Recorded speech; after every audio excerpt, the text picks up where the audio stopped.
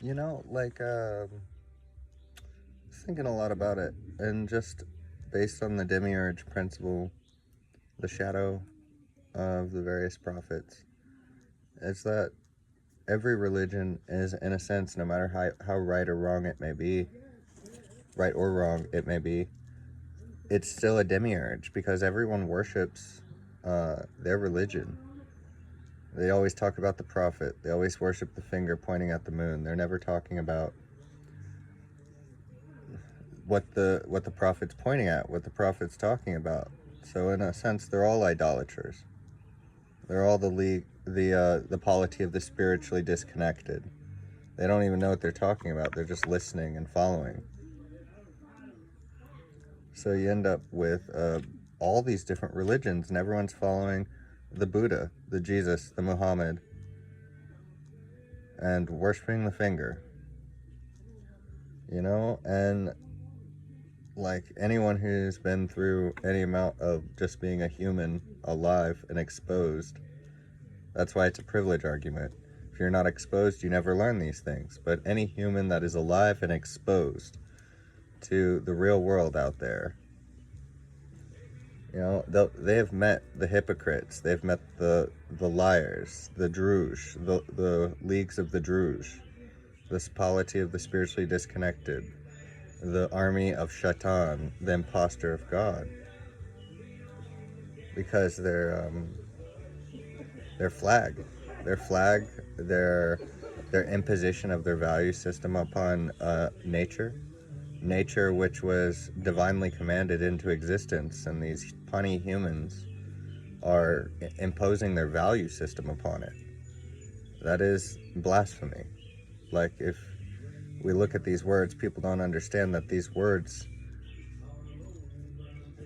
are words that just people made up, and that's their hypocrisy, is they look at people who found things, they look at other groups of people as savage or barbaric and just made up, and they look at people founding institutions as making stuff up when their forefathers made up institutions.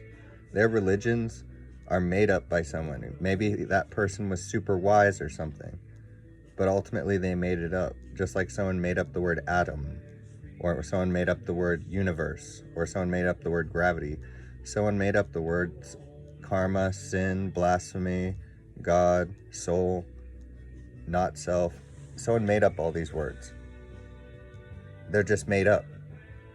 All of it's made up. It's just language that we're using to express real experiences of, in a religious sentiment, connectivity and spiritual alignment with the divinely ordained natural order. In the Abrahamic sense, I was, we can see how from the Jewish sector of Abrahamism, we see how obviously the natural order is to be who we are.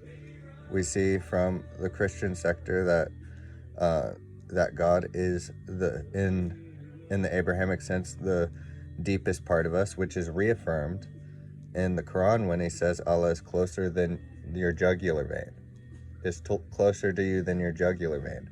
So all throughout Abrahamic teachings, for some reason, really the government the government manipulated it. Abrahamism taught that God is yourself, and you should absolutely be yourself, Judaism. You should treat everyone as yourself, Christianity. And you should obey nature, the natural divine commands, Islam. So Abrahamism, that's its platform. There's a God. God created everything. It's well known. It's a famous spiritual complex, and it's a cosmology, a way to look at the world,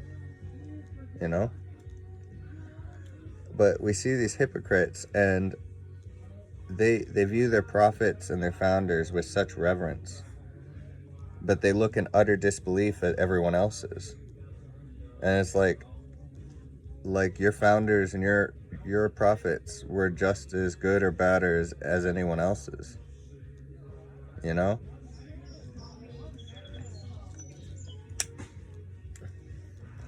There's something to be said about everything. So it's really a supremacy argument. And of course, supremacy happens by sleight of mind. Nobody even notices they're doing it. It's just the trick of normal. And when you notice that normal is one out of a million cultures, you start to see the picture. You know? And Christianity is definitely part of that. But you know, in some parts of the world, it's Islam. And like I said, all religions are demiurges. Even if Islam, I think, tells you to do good, healthy things, it's still telling you. And it's still forcing obedience. And it's still acting as a voice of God, a voice of life, which, if anyone actually knows the original instructions of humankind, then they would know that the divine commands can only be read in nature. Anything written down is just someone's interpretation of their visions, of their realizations, of the divine commandments that we have read in nature, that we have looked out at the light. Light dispels darkness. That's a law of nature. Light dispels darkness. That can be taken on many, many levels. You know, things revolve around a sun. A sun is a center. Things revolve around the center. That's a law of nature. Everything dies. That's a law of nature. You know, like these are anything that is primordial, universal, invariable, evident.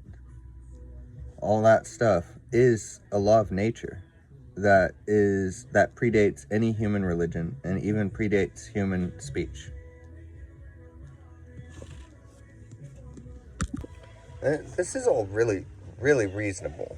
Whether we're talking about it in an Indo-European sense, an indigenous North American sense, an Abrahamic sense, no matter what, it kind of makes sense. But since everyone believes in God so much, I figure tell it in the Abrahamic way. And that's really simple. It's like considering that there is like some sort of creator God,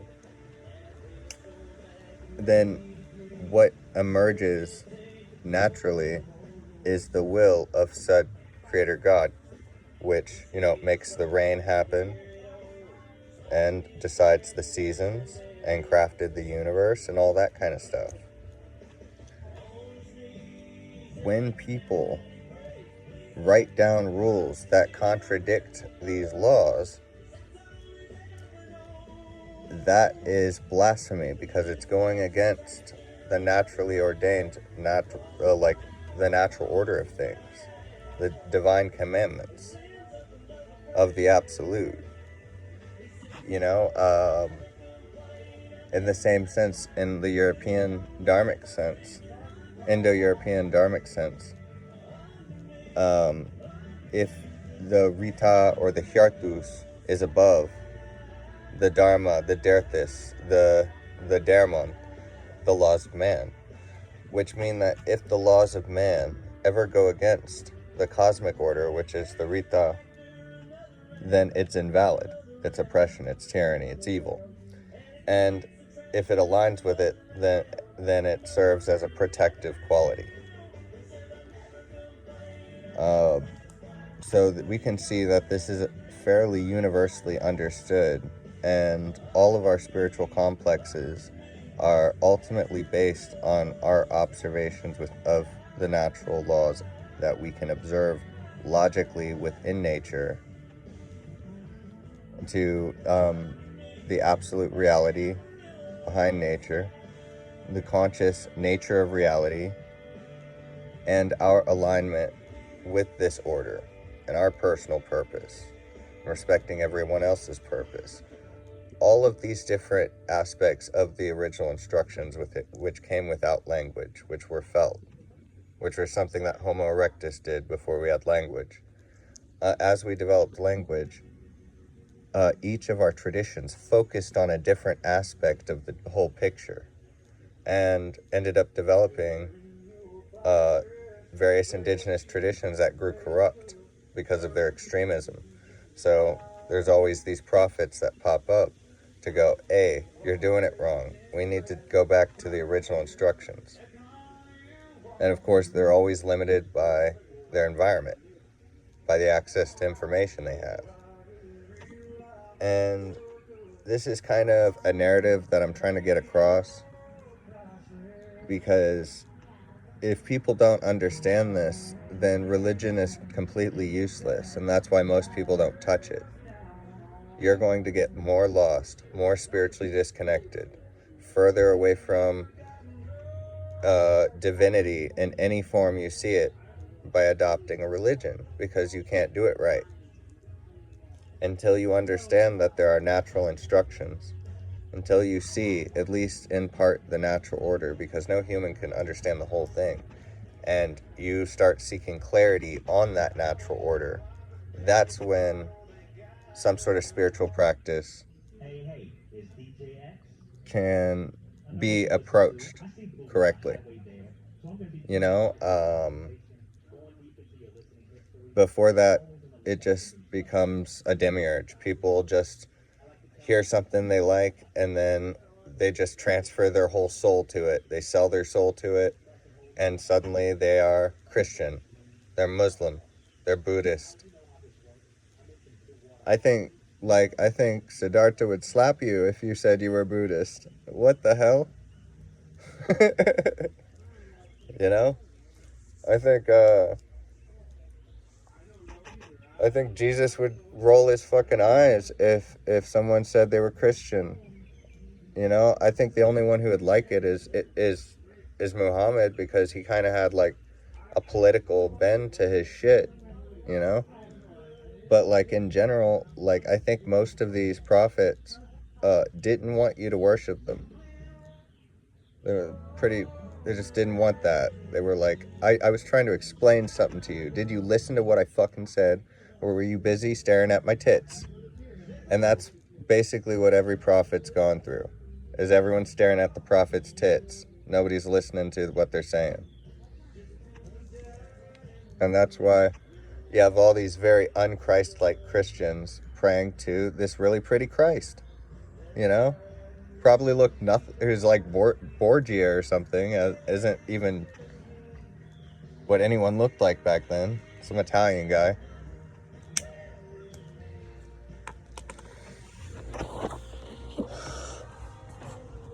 Because, you know, the Jesus guy, I don't talk about all this stuff much, and I'm just like spilling the beans, because this is stuff that I've just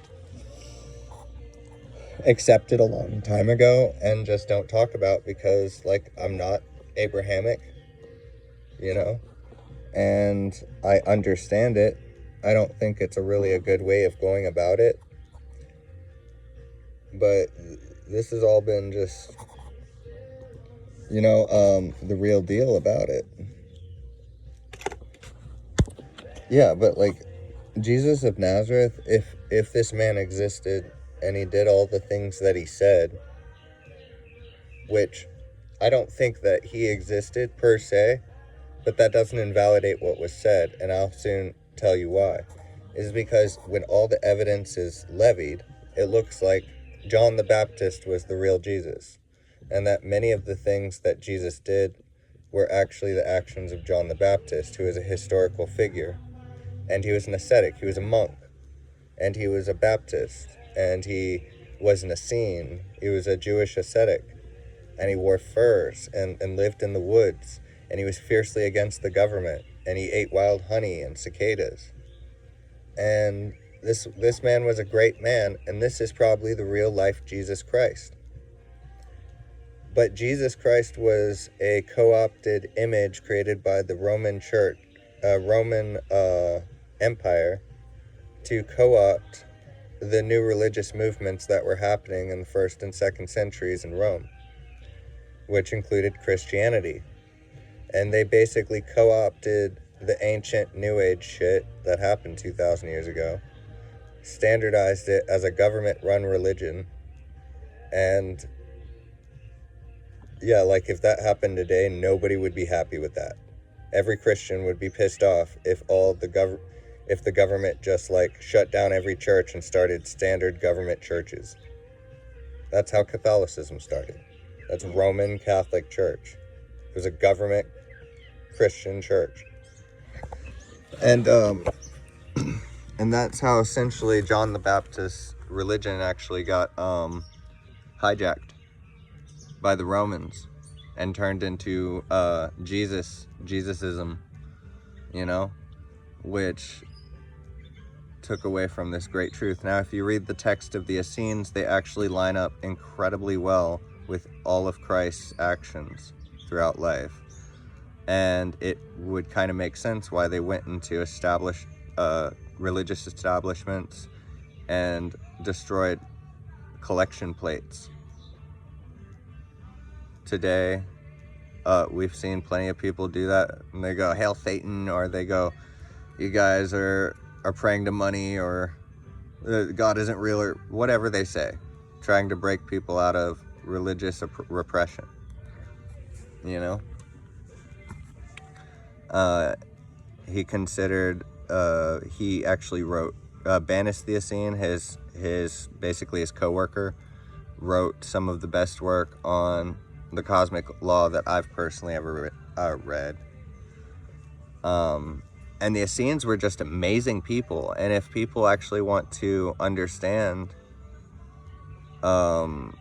this dominant Western religion better, you need to look at Catholic history, you need to look at European history, you need to read the Dead Sea Scrolls, you need to read the Nag Hammadi library texts, and you need to read the Essene texts and learn about the Essenes. And also the Nazarenes. Nazarenes are worth brushing up on. And you will suddenly understand what the hell is going on. You know, how like the government opened a church and then killed all the other churches that said that were trying to attain Christ's status. Called it heresy, called it blasphemy, which is still carried on to this day and is why that religion is useless, you know? It's just crazy that people don't see that. It just happened so long ago, people don't really consider it. Is that the government opened up a church and then started executing the leaders of all the other churches. Wow. You know? And that's where we get Christianity.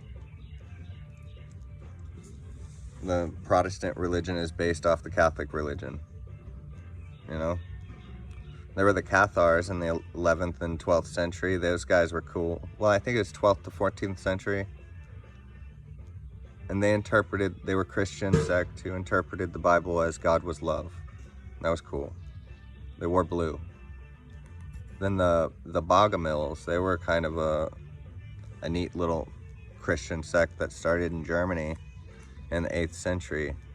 But they believed that the material world was created by Satan and that it was a hellish place. So they committed sodomy until their sect just kind of died off because they wouldn't make babies because they thought it was cruel. They thought they were stealing someone from paradise and bringing them into hell.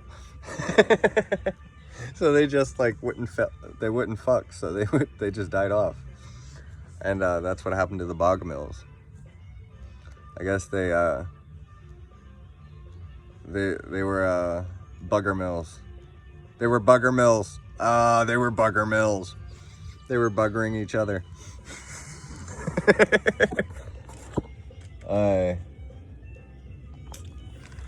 And then we have Islam.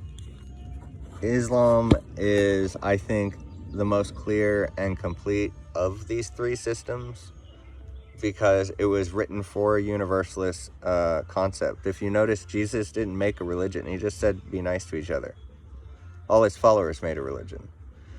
Jesus just wanted to do nice things for people, whether that was John the Baptist or whatever, but the acts that were characterized by this character, at least. Because, by the way, Lao Tzu isn't real either. Lao Tzu is 14 different Chinese sages that they mix together into this mythical character. Just saying, so just to be fair. Buddha's real, though. Siddhartha was a real historical person. And Muhammad was also a real historical person. And probably Moses and Abraham, but, you know, sometimes they're not. Sometimes they're symbolic of a couple people. Sometimes they're 3 or 4 people, you know? Sometimes they're a dozen. And they all kind of have the same mindset, so they just mix them together.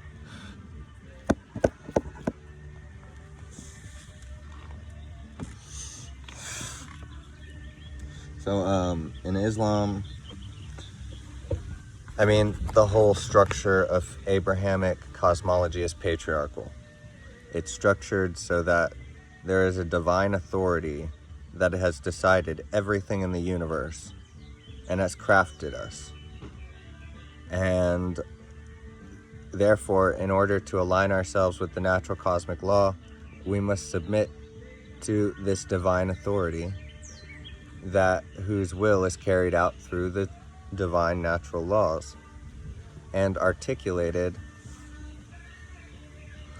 by the patriarch, the prophet who saw it. So, and that's basically what Islam is. It's like the name means submission, and it was pretty much Muhammad's blatant attempt to fix the Abrahamic religions of the past, whether that's Judaism or Christianity. At the time, Catholicism.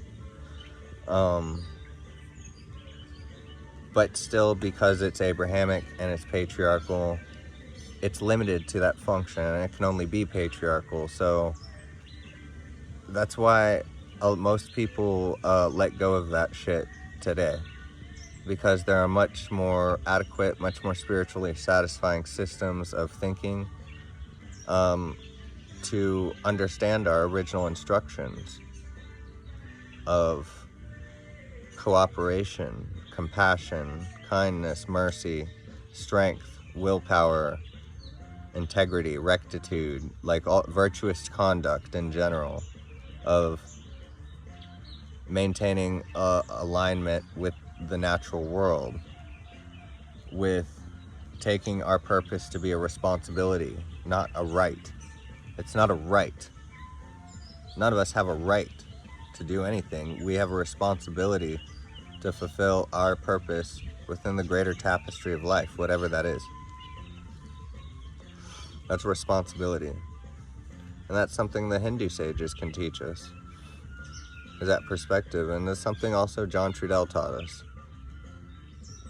You know, in this age of ecological catastrophe where the natural order has completely been just ignored, and the religions have been so far corrupted that they don't even know what religion's for. They've got like a fantasy in their head. They don't realize like this stuff is tangible and real. You go against the natural order of things, bad things happen. You feel it inside your gut.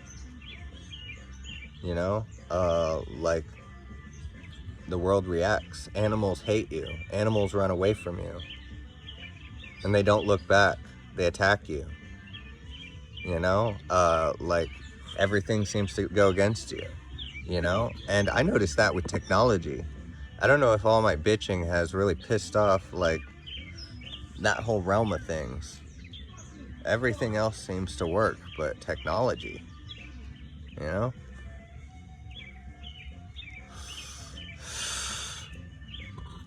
So maybe I disrespected the loci. Maybe I disrespected the personality of place, you know? Maybe I need to leave out some milk or something, like for fairies or something. Drop some tobacco for the hataksawa. I don't know. Pour some mead for the wheats. Whatever it takes, but maybe then there won't be such chaos, because I keep cleaning, and no matter what, I'll lose all my shit. I keep fixing stuff, and no matter what, there's always a new problem on my machines. but everything else seems to act right. I flipped a coin and got it right 5 times in a row this morning. And that's my life. Machines break in front of me constantly. But goddamn, I'll flip a coin and every time it's mine. You know? And that tells me something about the spirits of life. The manifold qualities of the absolute. But no, when we talk about, that's why indigenous cosmologies, that's why I always talk about decolonizing, because one of what these patriarchal religions did is they each established new ways. They formed a patriarchy, but not to be like a broken record. A patriarch established a new pattern, a new way for people to move forward with. But the problem was that everyone had grown corrupt, and everyone should have decolonized then, de-Christianized then, deprogrammed then.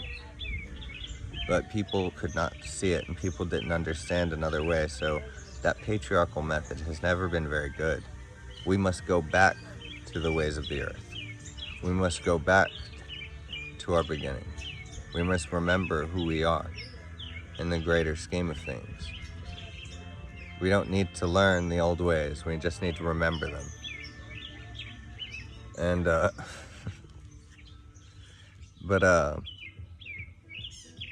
so that's how really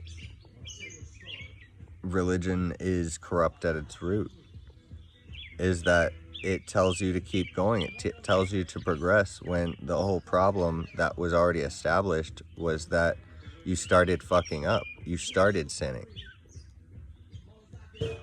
So just stop. You know, you don't have to like